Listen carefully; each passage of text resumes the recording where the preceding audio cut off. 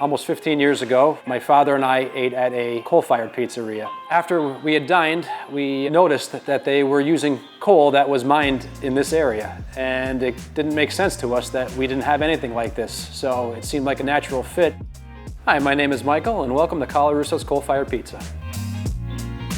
We're the only one that uses a coal-fired oven in the Scranton area. Our oven burns in excess of 900 degrees. It's a thin crust pizza. It does have marks of char around the edges. There's a bit of smokiness to it that is emitted from the fire. We use a California tomato, which I think is second to none in our cheese. It's a blend of mozzarella, provolone, and romano. I think the heat has something to do with it. Even your wood burning ovens, they don't reach the same temperatures as a coal burning oven. It just has its own unique flavor. Our customers notice it, and it's something that distinguishes us from anywhere else.